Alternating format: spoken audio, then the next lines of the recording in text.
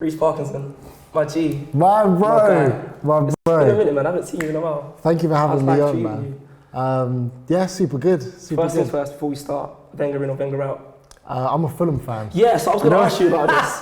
How does a guy from Kent, what part of Kent are you from? Gravesend. Gravesend. How does a guy from Gravesend support Fulham? You know what? My football team journey has just been weird since I've been a kid. So I started off as I got born into like an Arsenal. My older brother's Arsenal. Then my older brother's best friend turned me into a West Ham fan when he had Di Canio and people like that. Them days there. Then I went back to an Arsenal fan.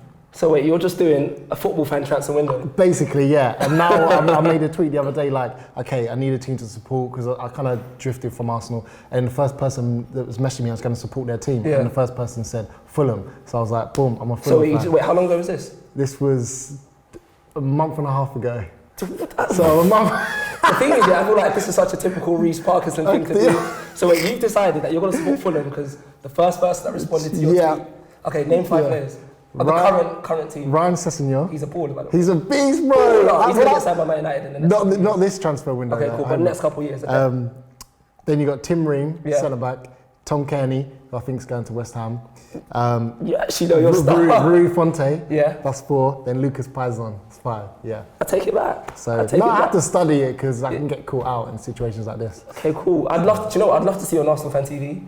Really? I feel like Reece Parkinson on Arsenal Fan TV would be jokes. Me and Robbie. I don't know what kind of dynamic you get, but you seem like the type of person that get the views in. You feel like it? Yeah, man. The best Arsenal Fan TV I've watched is, do you know the one with Chris Hughton? Chris Hughton. Which is Gazidis. Oh yeah. You're a shame to this club. Gazidis, and you the bald, you media lovey-dovey. The other day, I want to laugh at this and I don't want to laugh at this at the same time, but it's on YouTube and it's super funny. So Arsenal lost to Nottingham Forest. Yeah. And there was a blind guy that came to watch the match. Oh, Robbie introduced, and he said, I'm glad I'm blind because I didn't have to watch the game or something. Do you know like when you pause and like, I'm not going to laugh. I do that gif of that guy at the piano. Yeah. Oh my days. Too funny. But yeah, they got Arsenal Fan so TV. Bad. But first of all, does it feel weird being on the other side of the questions? Because you're used to asking the questions, you're used to creating the content. Kind of. And it's like answering the questions is a bit... It's weird because I don't know what questions you got. So if I'd go on like a panel, like do you think you know what questions I've got? I think like we're going to talk about like radio and stuff like that. We have to wait and see. But we'll see. I feel like you're the sort of person to try and catch me out or something. I mean, we'll see what happens. But yeah, you did mention radio, and obviously like we've known each other a good couple of years. Actually, both started on Represent Radio. Yeah. You know, you've gone on to do great stuff at Radio1Xtra, with the podcast, Annie as well. And then obviously I've gone on to do stuff at Sony. But I believe being in the media wasn't always the first love. You wanted to be a basketballer, and you wanted to get to NBA. Talk to me about that. Yeah, man. So I originally was in football. So I played football and I kind of got to like, both times in football and basketball, I got to the county level. So I'd get to like Kent and go to the Kent trials and always kind of get cut off at the last kind of hurdle to make the actual team. Yeah. But a lot of it was just because I was scared, really. Serious? Like, I'd be great when we'd scrimmage and practice at training, but as soon as it got to a match, like, what position did you play? Crumble. So I played guard, so shooting guard. Oh, okay. And then if the main point guard weren't playing or he'd like go on a break, I'd sub in as point guard. So yeah, it was just like I nearly got to the Kent level in both, and just kind of was so scared. So do you reckon if like you actually got to a level where you could make a decision between media and sports, what would you have done? Because Kamikaze, so like, I remember I did an event a couple of years back with Kamikaze, and he plays football for Dagenham, I think it is. Graham MC Kamikaze. He's a footballer, like he plays professional football for Dagenham. Mad. Does now? Yeah, man. He used to play for Luton as well, so like he's a professional footballer. Centre back, I bet. Nah, centre mid, Mudryk. Oh, mad. Playing it in the middle. Okay. And like I've watched him play, and he's actually a baller. But then when you watch him spitting bars, it's just like, bro, this does not add up. This doesn't make sense. Yeah. So do you think you could have been able to do media, or would it have to be one or the other? Media's got more longevity. Yeah. But my goal now is to play in the All-Star game, the celebrity All-Star game in America. Yeah. That's my way. Or you know they used to do the soccer aid. Yeah. If I can play in one of them, then to me, I've managed to do both. I can imagine Reece Parkinson, Old Trafford, or Craven Cottage. Craven Cottage. Jeez. 40 yards screamer. Do you know what I'm saying? There's have a guy to back your top off as well, run, do the sliding knee. But there's, the sliding knee. Yeah, man. But there's nothing like scoring a goal in football. Like, I've never experienced a bigger high. It feels so good, innit? Yeah, it's amazing, especially if it's the winner, because he used to play striker. So obviously you're, a broadcaster now. Yeah.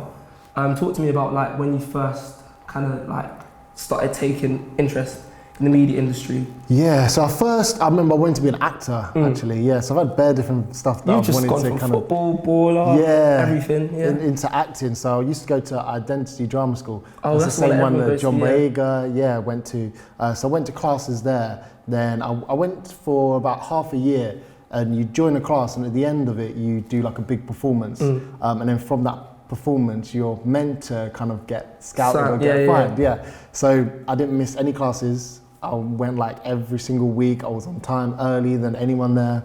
And when the actual main play like came up, I got the lead role. So I was like, I'm literally like, shit, my life's about to, like, you know what I'm saying, bro? I was like, I'm about to like get rid, like, I'm next to John Boyega, do you know what I'm saying? You're thinking Star Wars, everything. Bro, literally though, because I was like 18, 19. So I was thinking, yeah, this is me. So we did the final performance. And at the end of it, like, I'm kind of waiting there like, yeah, like, I know agents are going to come up to me like, Wait, how old were you at this time? 18, 19. 18? Yeah, about 18. So we finished the final performance, and then I remember just them going to like other people, and then I was just like... anyone? Me? But I was the lead, do you know what I'm saying? So it's me and the other guy got split the lead in half, and we both... Killed it. And we both were like, out of anyone in the class, we thought... Like it was going to be between you two, you already had this conversation. Bro, we had chats like, so what do you think you're going to start? And I was like, well, I might start it like casually, you know, build my way up. And then both of us didn't get it.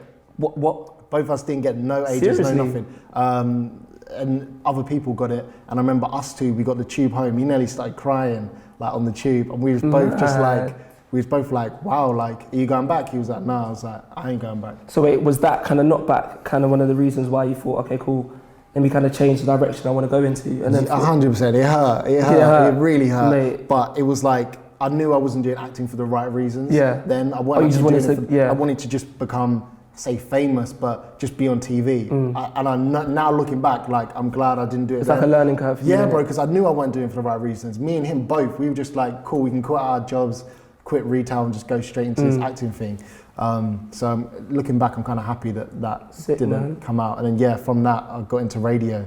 I remember just watching Terence J, that's my guy. Yeah, I was literally going to ask you as well, like, who were you watching growing up? Yeah, like, Terence J was the main person in the media world, and then he was on 106 and Park, and then I was like... I got so angry when they got rid of that show. Yeah, I know. Well, when Bow Wow, was it Bow Wow, wasn't it? Bow Wow took over, Yeah. He's good though, but he was Mr. 106 and Park, like... The Grammys, the Grammys, the day that we're filming this, the Grammys. Yeah. Do you remember when Bow Wow did the Grammys? Oh, and was that... And then it was like, the Grammys are starting right now.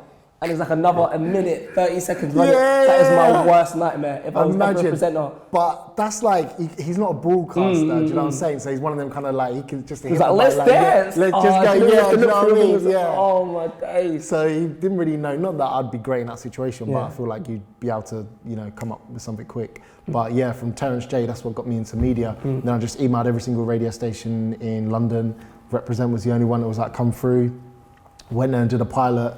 And then, kind of worked my way up the rep ranks with yourself. Jeez. And when was the point where you realised that, I'm actually kind of good at this? Because I feel like everyone has a point where in any part of their career, whether it's sport, entertainment, it's like, okay, I'm good or I'm not good, or I could actually see myself doing this long term. Yeah. When was your moment of realisation? It's like, I could actually be... I guess I always knew like I could. Even when we started, I was like, I could see myself doing it, but I'd still listen back and be like, yeah, that wasn't good. But I feel like me and P Money did a video where we did impressions of different grandmas. Yeah. When that went like viral was when I was like, oh yeah, like you've got this. Yeah, got this. Okay, 1 second. Yeah, no worries. I've got something I need to show you. It's gonna make sense in 2 seconds. Dun, dun, dun. Drake. Drizzy Drake, yeah. SpongeBob SquarePants. Talk to me. Because I went on your Twitter bio. Wow. And then I saw... You printed out the SpongeBob. Drake and SpongeBob. What kind of comparison is that? Who was it that sent me that actually? You know what? It was from a YouTube video and someone was like, wow, this dude looks like a mix of Drake and SpongeBob. Then I was kind of like, you know what? Wait, hold on, wait, put up to your face. Hey, camera number one. Is it? And Drake? But the beard, fam, it actually looks mad.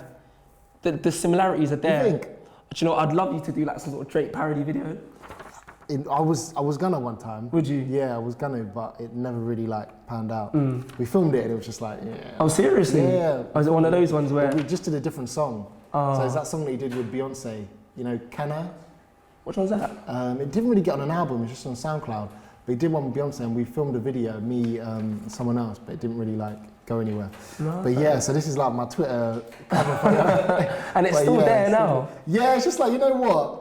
Let me just keep it up. Because I get people come up to me like, oh, your Twitter bio is quite funny. You actually do look like Drake quite a lot, like the similarities and everything. Maybe when I have a trim, I mean, I'm a bit... Nah, you're looking good, man. Trim's looking A1, beard's looking that. The thing is, you didn't always used to have, I don't know what happened. You remember me? You used to be quite, yeah. Not quite spotty, but you used to look like a typical teenager. I've got my wallet somewhere. There's the picture now, we'll try to get it edited somewhere. Yeah. But you used to have like the slickest face and then you look quite young and then out I the blue. had a lot of acne. I swear. A lot of acne, especially before Represent. I had loads of spots.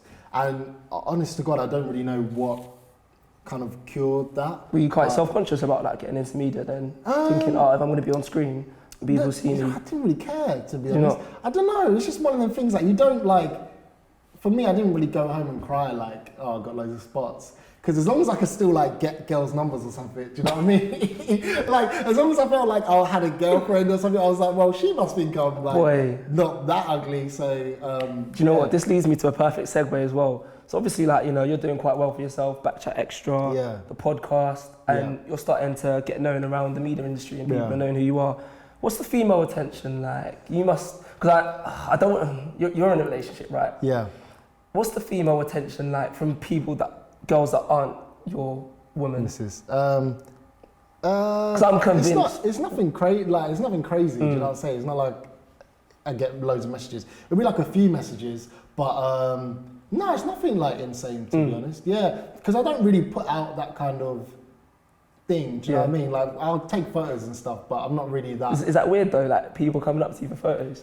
That must be so weird right now, isn't it? That's super weird. Yeah, it's weird getting like used to, I guess. Not that it happens again that regularly. Yeah. But when it does, but it must be like a humbling moment. It's like, right, at least people are starting to notice who I am and what I do, and want to at least come and talk to me about it. And be that's like, the nicest thing. I just want to chat, and I just like chatting about. But I'm honestly grateful. Like, thank you so much for watching the video. And then they're like, oh, what did you think of this part and that part? I'm like, yeah. So it's nice chatting. It's almost like as well because.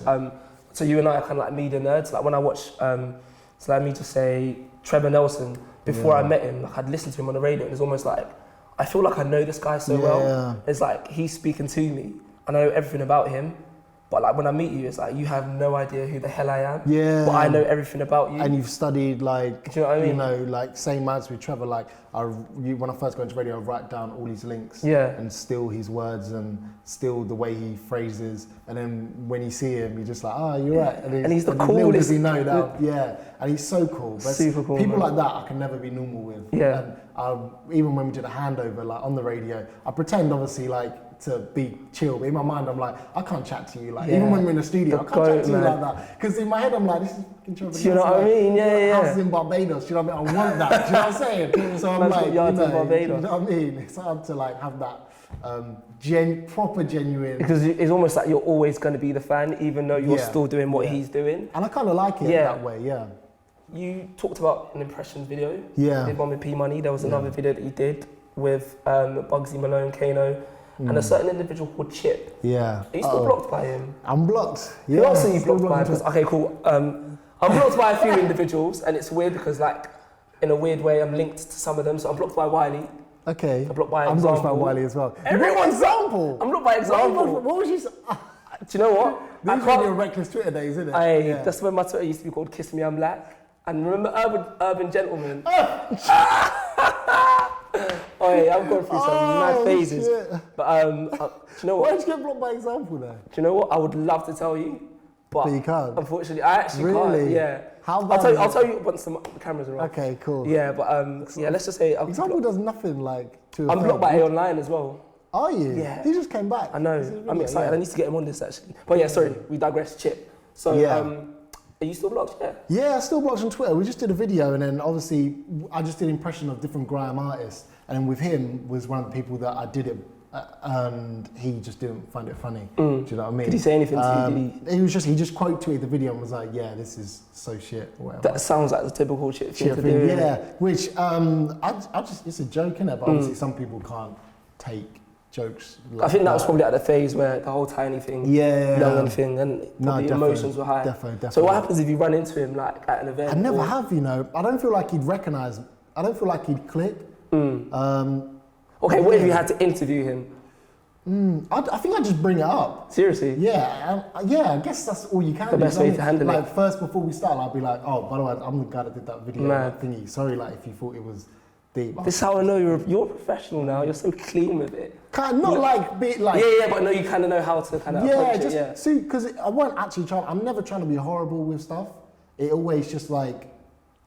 You're just doing it for the sake of making content. Yeah, do you know what I'm saying? And as long as it's good content, it's funny. Like, I feel like his boys will probably watch it, laughed, and then, do you know what I'm saying? To be fair, the whole young and chip tiny thing, a lot of worse things were said anyway. 100%, yeah. So it's not like you really pissed him off or all said it was something. A squeaky voice. Squeaky voice. You know, it's just exaggerated his. But that did well because I think it was on John Daily. Yeah, that did super well. That did super well. Yeah, man. So Annie Dreyer, good friend of yours. Yeah. I'm intrigued. I actually don't know how this friendship of yours started.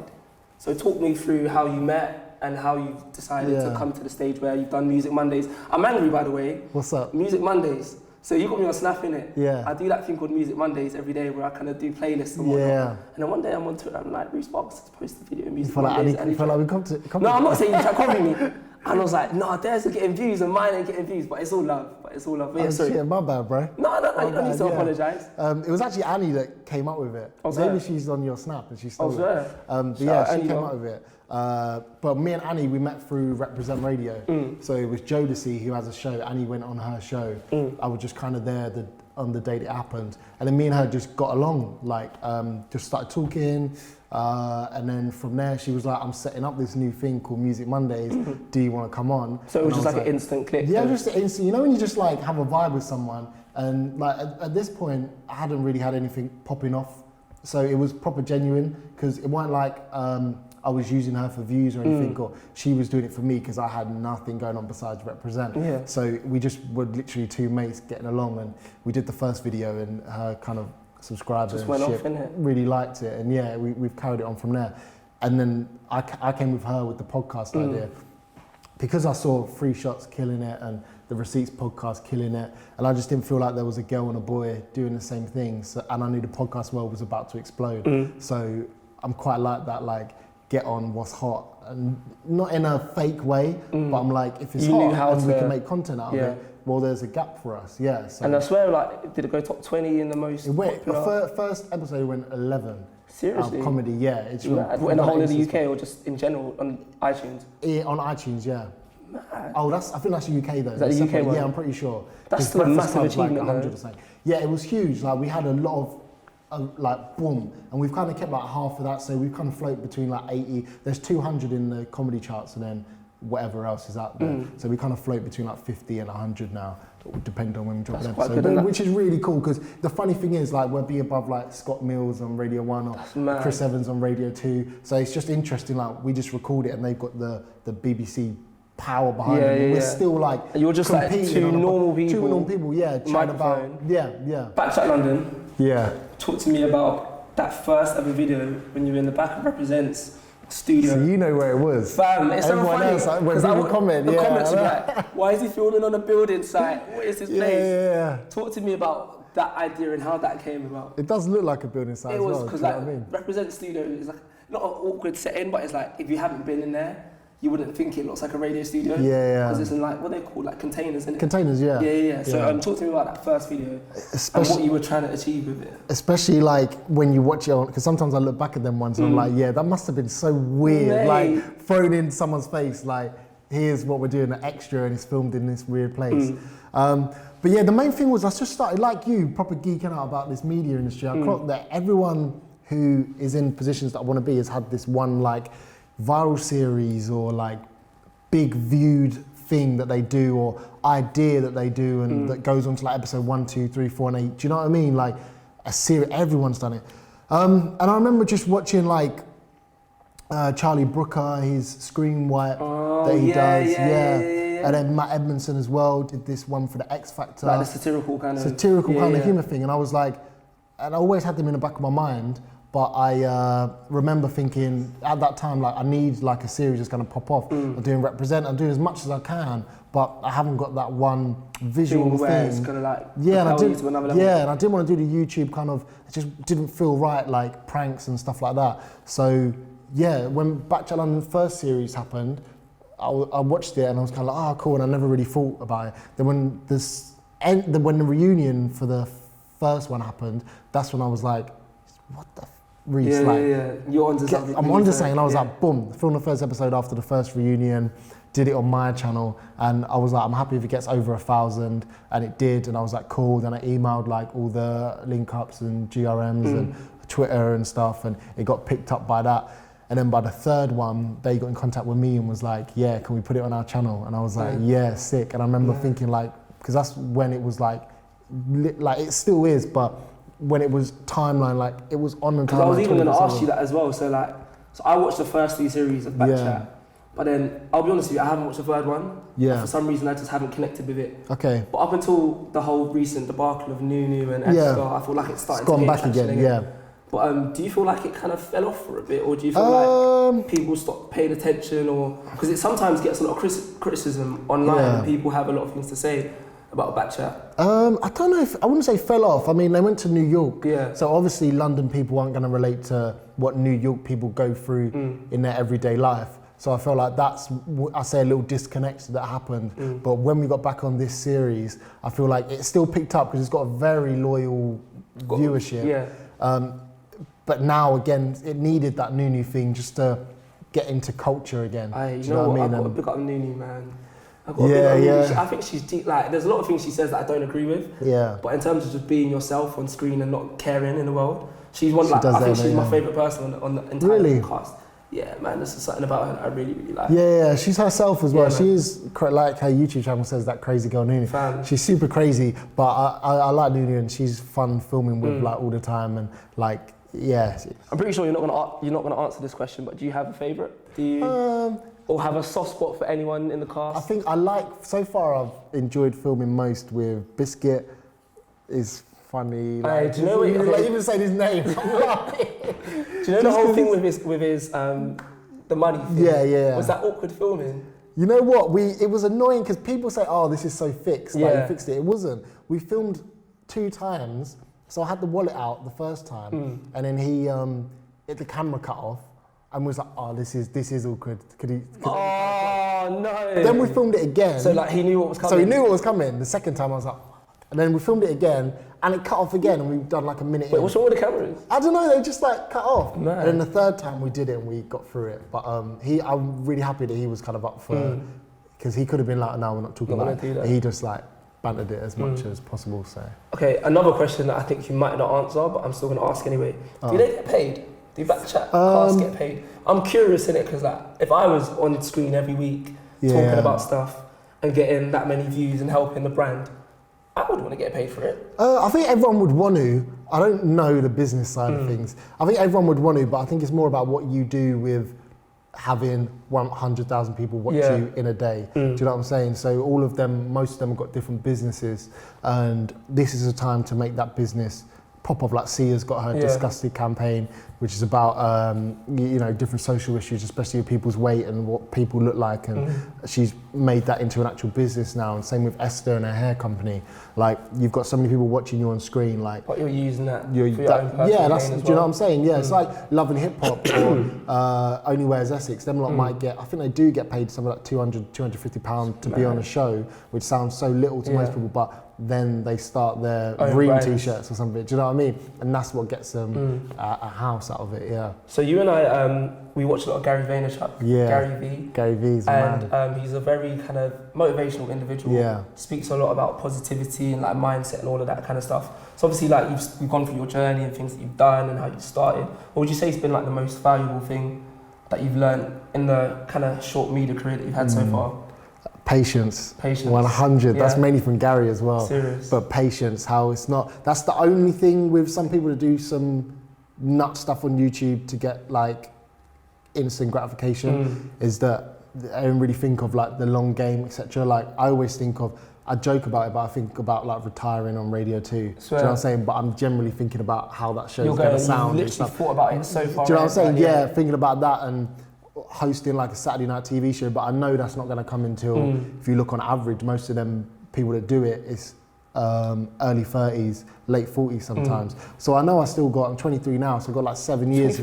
23, yeah. Serious? So I've got like 7 years until you get to that stage. I mean, even in them conversations, yeah. So I'm just super patient. Same with 1Xtra. I've got the 1Xtra talk show now, which I absolutely love. But, you know, people, even some producers would be like, oh, so, you know, you must be so excited to, you know, want to get more shows and that. I'm like, yeah, but I know that's going to come with time. Do you know what I'm saying? I'm just really enjoying it. Do you know what? This gives me like, so remember last year we were doing Love Box at Represent? Yeah, I did the show after you.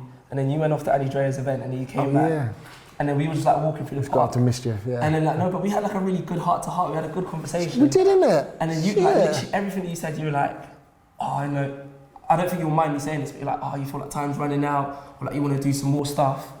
But now you've obviously gone on to get your show at 1Xtra. And with that whole patience thing, like, in a weird way, I felt like I always knew you'd get to 1Xtra. Interesting. Like, I always felt like, when I first heard it, was like, nah, there's something about this guy. Like, I knew you'd get to 1Xtra. So when you got the call for the first time from the producer or whoever it is at 1Xtra, and they were like, let's go in for a meeting, and they told you, we want to give you a show at 1Xtra.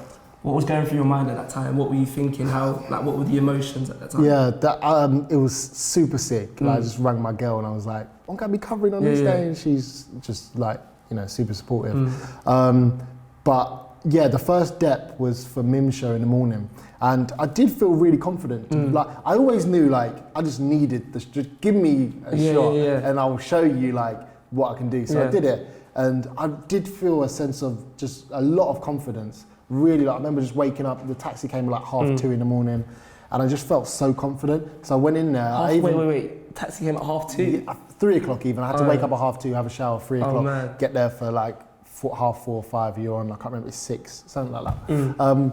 But yeah, I just remember feeling so confident for it. And even so, like, I filmed the first link. Do you know what I'm saying? Oh, yeah. I filmed it. I just felt like, you know what, I wanted my kids. Like, you're meant to be here. Yeah, I'm meant to be there, yeah. So I did that, the first one was great. Then it was literally after the first one, I got the actual show, the 1Xtra talk show. Yeah, so we went into a meeting, they were like, oh, do you want this show? And I was like, nah, that was super quick. But it was like a new show that they literally came up with like the day before. So, do you know what I'm saying? It's like BBC, yeah. But yeah, I did that. And I remember just feeling like, I didn't run around screaming or whatever. And that's the point where I clocked, like, this is so interesting. It's not going to be everything that you get. Like, it's not going to be the shows or the achievements you do. It's just the fact it's that how you're feeling as well. Not even about the BBC, but how you're feeling in like, say, being happy or happiness or whatever. It's not from getting a show. I always thought when I get the show that I'd be like, in a stack for years. And as soon as I got it, I was like, oh, that's amazing, great. Tell What's my mum. next? Yeah, that. And that's when I started to get like, that's where, now I'm clocking why I see people there or at other stations looking depressed. Oh, seriously? I'm like, how the hell can you be unhappy when you're here 5 days a week? But now I'm clocking like, you have to work. It's not all that. And none of this is. That's what I call it. None of this is. Same with some YouTubers. Like, you got 100,000 subscribers and you're like not happy. And it's like, that's wow. The thing, numbers will never ever equate to happiness until you're like at one with yourself and you. But I didn't realise that, because I think everyone at Represent, most people are like 1Xtra, Radio 1, 1Xtra, Capital, and then when you get it, it's not what you think. Obviously, it's still a great achievement.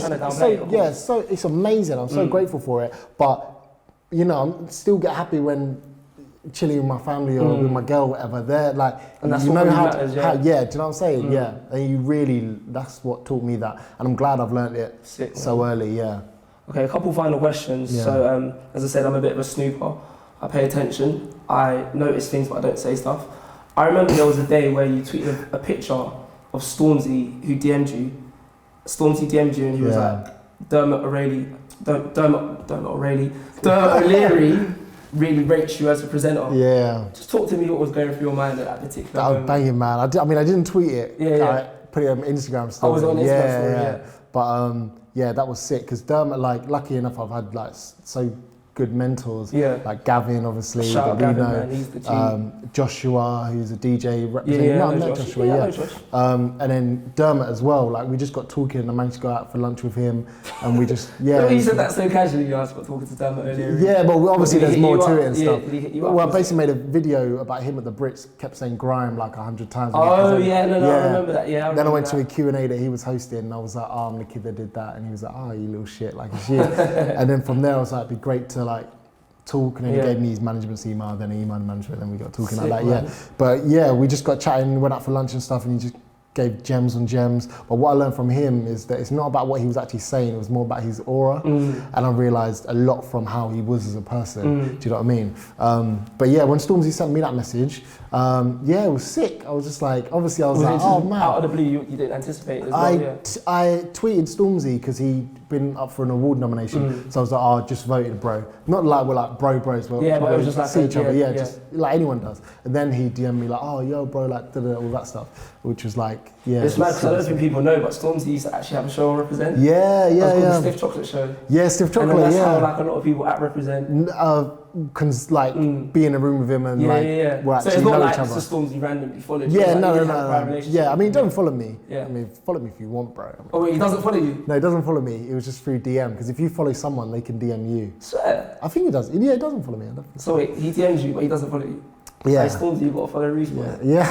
Well, hopefully after the recent back chat that's gone out.